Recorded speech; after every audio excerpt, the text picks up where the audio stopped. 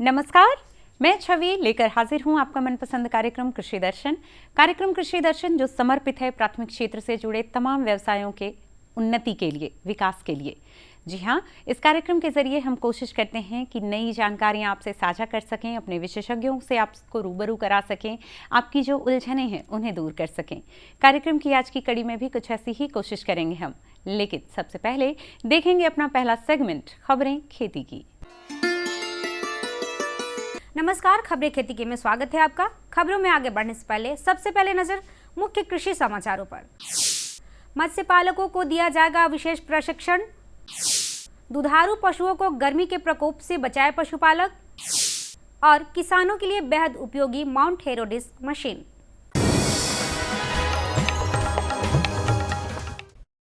मत्स्य पालकों को मछलियों के उत्पादन में वृद्धि लाने के लिए मत्स्य विभाग द्वारा विशेष प्रशिक्षण की व्यवस्था की जा रही है।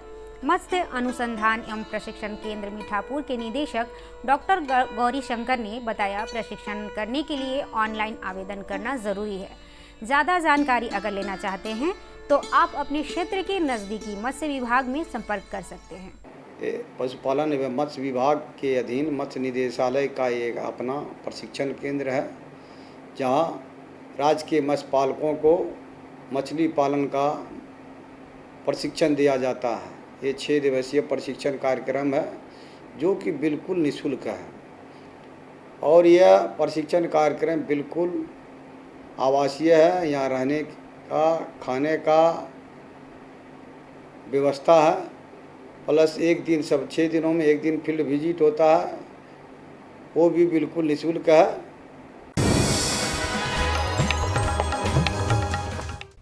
पशुपालक भाई बहनों, आजकल तापमान तेजी से बढ़ रहा है। ऐसे में आपके दुधारू पशुओं पर भी इसका सीधा असर पड़ सकता है। इससे बचाव के लिए पशुओं के पीने के पानी में प्रबंधन पर विशेष ध्यान देने की जरूरत है। इसके अलावा भोजन में हरे चारे की उपलब्धता भी सुनिश्चित करें। किसान भाई बहनों, आप अपनी फसल का अच्छा उत्पादन लेना चाहते हैं तो मिट्टी की जांच अवश्य कराएं। इसके लिए आप अपने नज़दीक के मिट्टी जांच प्रयोगशाला में अपनी मिट्टी की जांच करवा सकते हैं। इससे पता चल सकेगा कि आपकी मिट्टी में कौन सी उर्वरक की कितनी ज़रूरत है। मक्का की उन्नत या अधिक पैदावार लेने के लिए किसानों को उसको सही समय पर बोने, उपयुक्त खाद देने और समय पर पौध संरक्षण उपाय अपनाने की ओर विशेष ध्यान देने के साथ साथ क्षेत्र की उपयुक्तता के अनुसार मक्का की उन्नत किस्मों का चुनाव करना चाहिए। इसके लिए अनुमोदित देसी अथवा संकर किस्मों का प्रयोग किया जा सकता है। अवधि के आधार पर मक्का की किस्मों को 4 प्रकार में बांटा गया है। अति शीघ्र पकने वाली किस्में जैसे जवाहर मक्का 8, शीघ्र पकने वाली किस्में जैसे जवाहर मक्का 12, अमर, आज़ाद कमल, चंद्रमणि, पूसा अर्ली, हाइब्रिड मक्का 1 आदि। मध्यम अवधि में पकने वाली किस्में जैसे जवाहर मक्का 216, HM10, HM4, प्रताप 5, P3441 आदि। देरी की अवधि में पकने वाली किस्में जैसे गंगा 11, त्रिशूलता, डेक्कन 101, डेक्कन 103 आदि। क्षेत्र के अनुरूप शक्तिमान 1, शक्तिमान 2, गंगा 11, संकुल और देव की किस्मों का प्रयोग किया जा सकता है।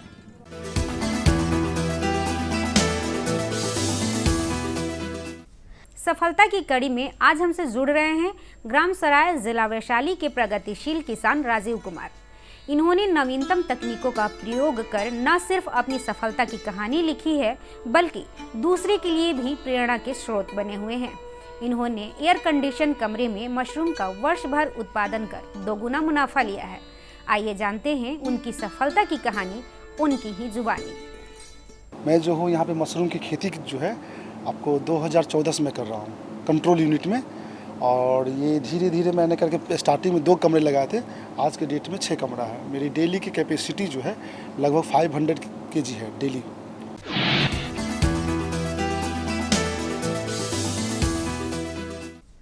खेती की शुरुआत में जिस पहली समस्या का सामना करना होता है वह है खेत में घास को हटाना और जमी हुई मिट्टी के ढेलों को तोड़कर उसे समतल बनाना।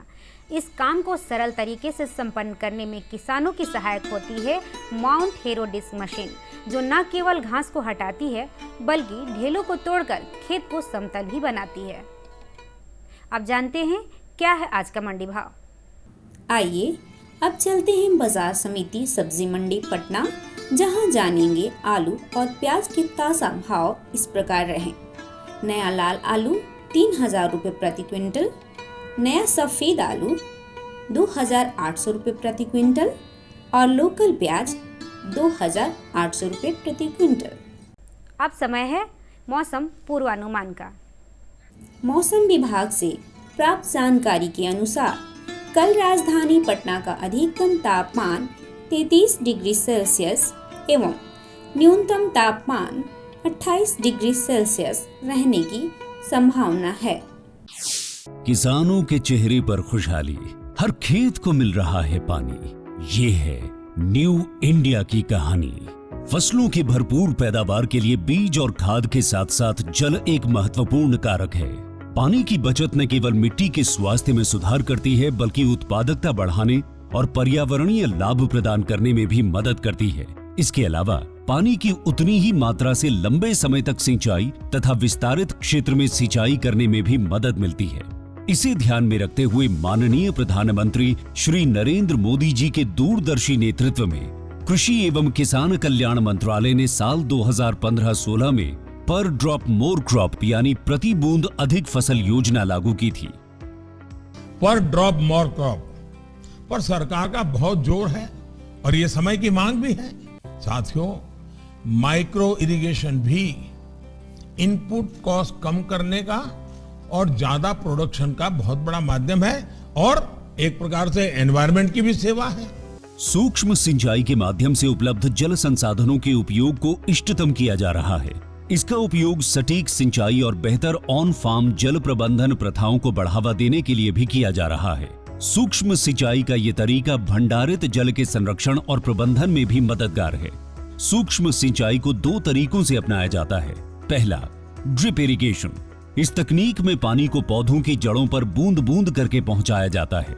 इस कार्य के लिए पाइप, नलियां तथा एमीटर का नेटवर्क लगाना पड़ता है।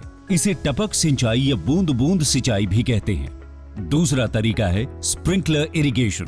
इस तकनीक में दबाव के तहत पानी का छिड़काव किया जाता है और बारिश के रूप में पाइपों के नेटवर्क से जुड़े नोजल सेट के माध्यम से पौधों पर बरसाया जाता है। योजना के मूल्यांकन से पता चला है कि माइक्रो इरिगेशन से जल उपयोग दक्षता में लगभग 30 से 70% तक सुधार हुआ है। विभिन्न फसलों की उत्पादकता में 9 से 60% तक की वृद्धि हुई है तथा गुणवत्ता भी बढ़ी है। किसानों की आय में 10 से 69% तक की बढ़ोतरी हुई है। पंपिंग में विद्युत ऊर्जा और डीजल की बचत हो रही है। साथ ही इससे ग्रामीण क्षेत्र में रोजगार के अवसर भी उत्पन्न होते हैं। पर ड्रॉप मोर क्रॉप यानी प्रति बूंद अधिक फसल के तहत ड्रिप और स्प्रिंकलर सिस्टम के लिए सरकार छोटे और सीमांत किसानों को 55% और अन्य किसानों के लिए 45% की सहायता प्रदान करती है। इसके अलावा कुछ राज्य सूक्ष्म सिंचाई को प्रोत्साहित करने के लिए किसानों को अतिरिक्त सब्सिडी भी प्रदान करती है। इसे लगाने के लिए एक लाभार्थी को अधिकतम 5 हेक्टेयर क्षेत्र में सूक्ष्म सिंचाई हेतु सहायता मिलती है। पिछले 9 वर्षों में प्रति बूंद अधिक फसल यानी पीडीएमसी योजना के माध्यम से सूक्ष्म सिंचाई के तहत लगभग 78 लाख हेक्टेयर क्षेत्र को कवर किया गया है, जो कि 81% से अधिक सूक्ष्म सिंचाई कवरेज है। इसके अलावा सूक्ष्म सिंचाई के कवरेज के विस्तार के लिए नाबार्ड के साथ मिलकर 5000 करोड़ रुपए की सूक्ष्म सिंचाई कोष यानी MIF बनाया गया है एवं इस कोष को 10,000 करोड़ रुपए तक बढ़ाना प्रस्तावित है। पर ड्रॉप मोर क्रॉप योजना का लाभ पाने हेतु अपने नजदीकी कृषि एवं उद्यान विकास के कार्यालय से संपर्क करें। माननीय प्रधानमंत्री श्री नरेंद्र मोदी जी के मार्गदर्शन में देश का किसान अब आत्मनिर्भर होकर खुशहाली की ओर अग्रसर है। देश अब संकल्प से सिद्धि की ओर बढ़ चला है।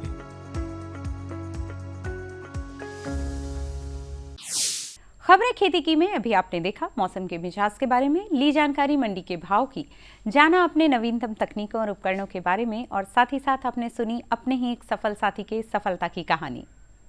चलिए मोटिवेशन के बाद और जानकारियों के बाद अब इस सिलसिले को बढ़ाते हैं आगे और बारी है अब एक भेंट वार्ता की। और इस साक्षात्कार में हम आपको मिलवाएंगे अपने विशेषज्ञ से और उनके जरिए हम जानने का प्रयास करेंगे कि धान के मजबूत बिचड़े का उत्पादन कैसे किया जाए।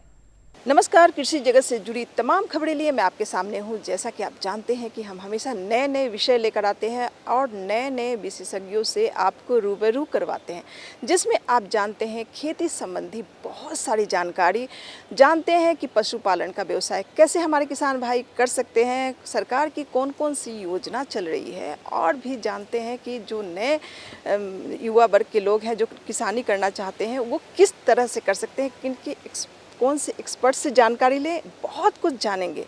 तो आज जो हमारी चर्चा का विषय है वो है धान का मजबूत बिचड़ा कैसे उगाएं, जिस पर बातचीत करने के लिए हमारे साथ जो हमारे वैज्ञानिक मनोज कुमार सर हैं। सर, आपका हमारे कार्यक्रम कृषि दर्शन में बहुत बहुत स्वागत है। चलिए, आपको भी और सारे दर्शक को भी। सर, सबसे पहले हम ये जानेंगे कि हमारे किसान भाई जो धान की खेती करते हैं, अच्छी फसल के लिए मजबूत बिचड़ा कैसे तैयार करें? देखिए, किसान बंधुओं को धान की वैज्ञानिक खेती करना चाहिए। धान की खेती करने से उतना फ़ायदा नहीं है, धान की वैज्ञानिक खेती करने से किसान बंधुओं को बहुत ही फ़ायदा है। अब यहाँ प्रश्न उठता है कि धान की वैज्ञानिक खेती कैसे करें। तो धान की वैज्ञानिक खेती करने में धान का जो मजबूत बिचड़ा उगाने की पहली जवाबदेही है। और वैज्ञानिक खेती का मतलब होता है लागत मूल्य में कमी, मुनाफा में बढ़ोतरी, भूमि का संरक्षण, वातावरण सुरक्षित और मतलब लोगों का इनकम में आमदनी हो और चेहरा पर मुस्कान हो। ये वैज्ञानिक खेती का उद्देश्य होता है।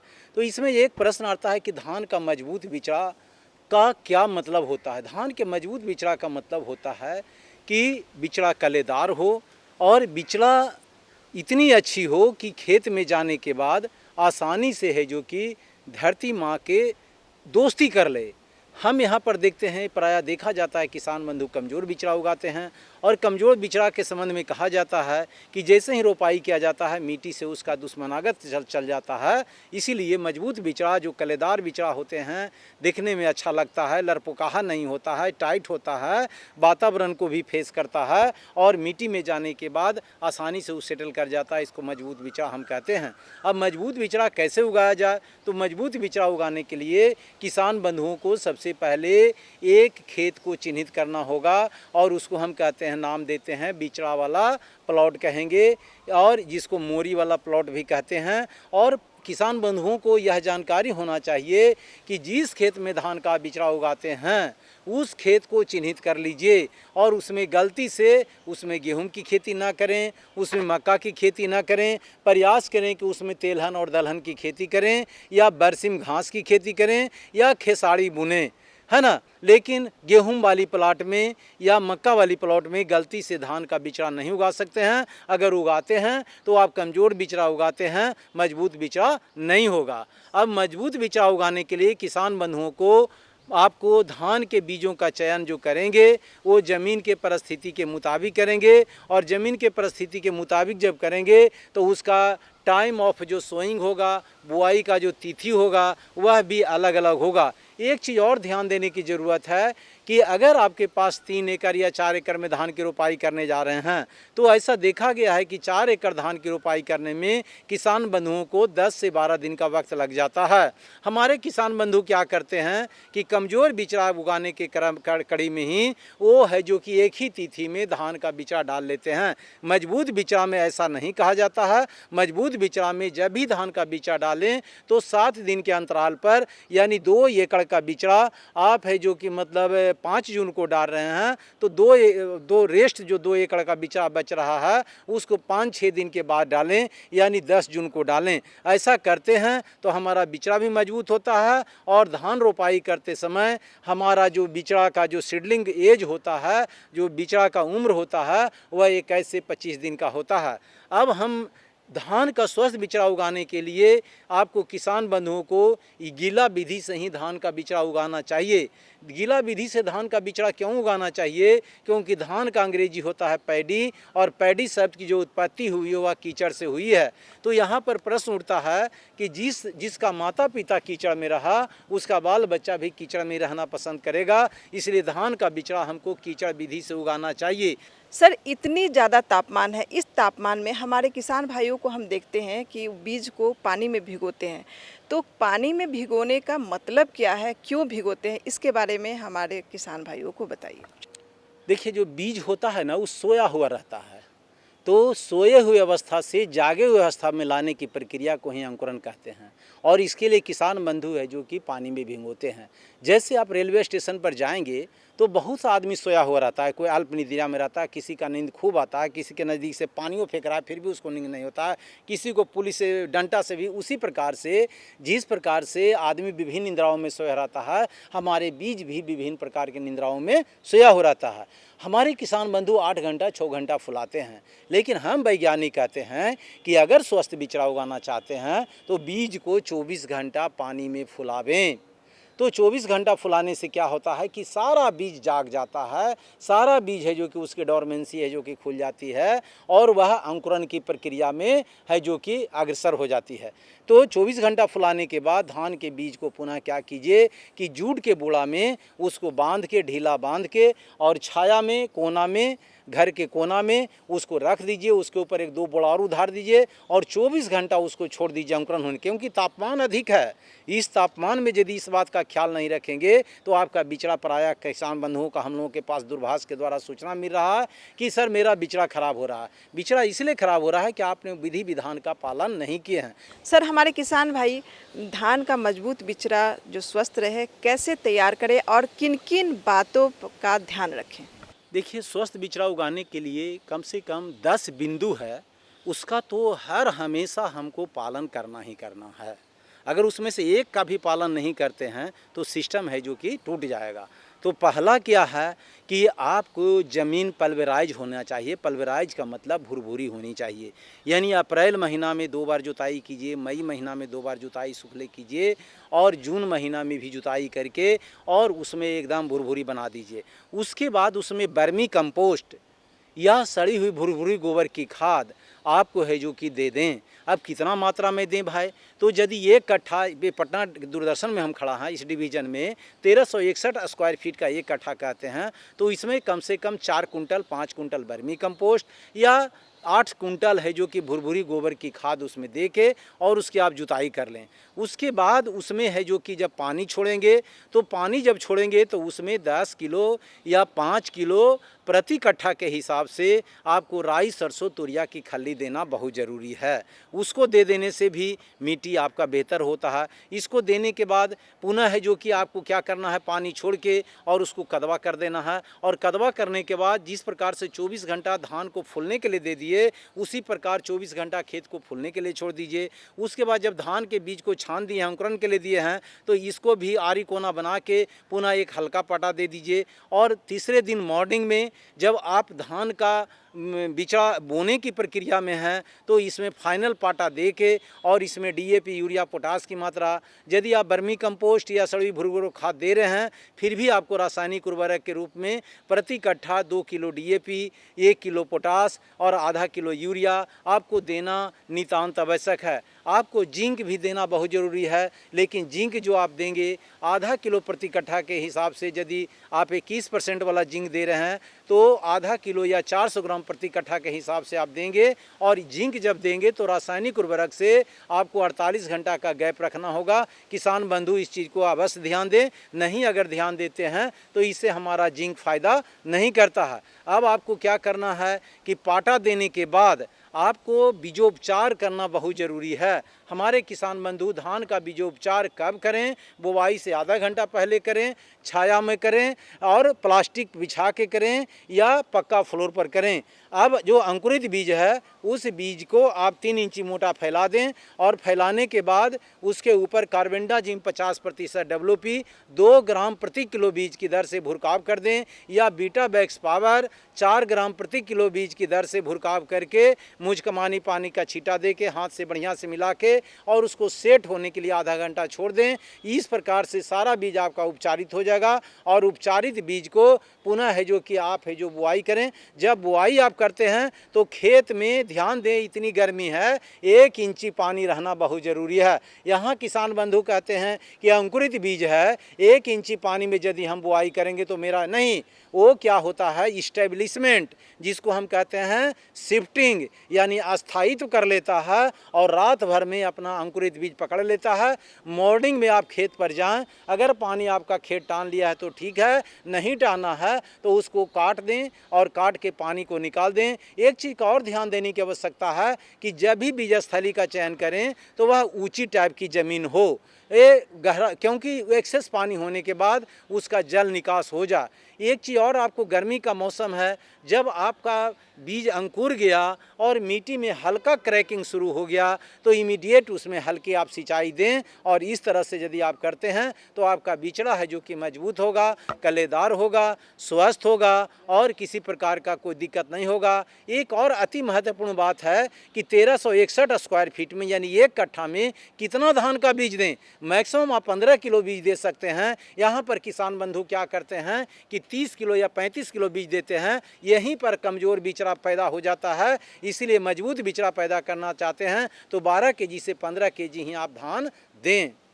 सर, आप हमारे किसान भाइयों को धान के मजबूत बिचड़ा के बारे में बहुत अच्छी जानकारी दी है, लेकिन अब आप चलते चलते आप हमारे किसान भाइयों को क्या संदेश देना चाहेंगे? देखिए, बात यहाँ पर हो रही है कि स्वस्थ बिचड़ा उगाने की, तो स्वस्थ बिचड़ा उगाने में यह भी आप जानते हैं कि किसानों का सबसे बड़ा दुश्मन है जो कि खरपतवार है, और प्रायः देखा गया कि बिचड़ा में बहुत ज़्यादा खरपतवार हो जाते हैं। तो किसान बंधु आप खरपतवार का भी प्रबंधन अवश्य करें।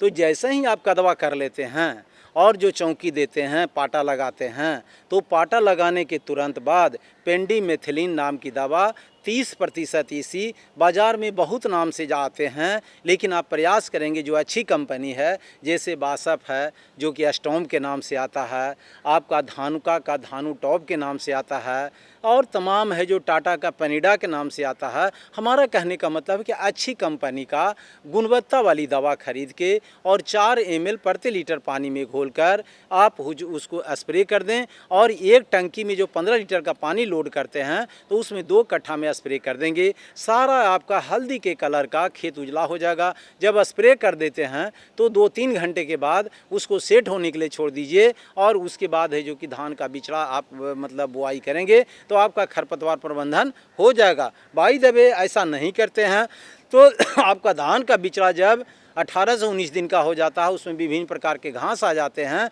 तब उसमें 2,4,D ethyl Easter 38% EC 3 ml 1 litre पानी में घोलकर आप स्प्रे कर देंगे तो वह भी खरपतवार समाप्त हो जाएगा। एक और चलते चलते हम संदेश ये देना चाहेंगे कि बिचड़ा उखाड़ने से पहले यानी 6 से 7 दिन पहले आपको है जो कि एक सुरक्षात्मक छिड़काव कर देना बहुत ज़रूरी है, और सुरक्षात्मक छिड़काव के लिए एक एंटीबायोटिक आता है जिसको वैलिडामाइसिन 3 ml 1 लीटर पानी में घोलकर, प्रोफेनोफॉस 50% ईसी 2 ml 1 लीटर पानी में घोलकर, कार्बेंडाजिम 12% प्लस मैनकोजेब 63% 2 ग्राम 1 लीटर पानी में घोलकर, और स्टिकर के रूप में आप धानुभिट या वो नहीं दे रहे हैं तो सर्फ एक्सल 1 ग्राम 1 लीटर पानी में घोलकर, ये चारों को मिला के आप यदि छिड़काव कर देते हैं तो आपका बिचड़ा स्वस्थ रह जाता है। सर, आप हमारे किसान भाइयों को धान के मजबूत बिचड़ा के बारे में इतनी अच्छी जानकारी दी है, इसके लिए आपका सर बहुत बहुत धन्यवाद। नमस्कार। हम उम्मीद करते हैं कि अपने विशेषज्ञ से मिली इन जानकारियों का आप पूरा लाभ ले पाएंगे। जुड़े रहिए कार्यक्रम से, ऐसी ही और भी जानकारियों के लिए होगी आपसे फिर मुलाकात। तब तक के लिए रखिए अपना और अपनों का ख्याल और दीजिए इजाज़त। नमस्कार।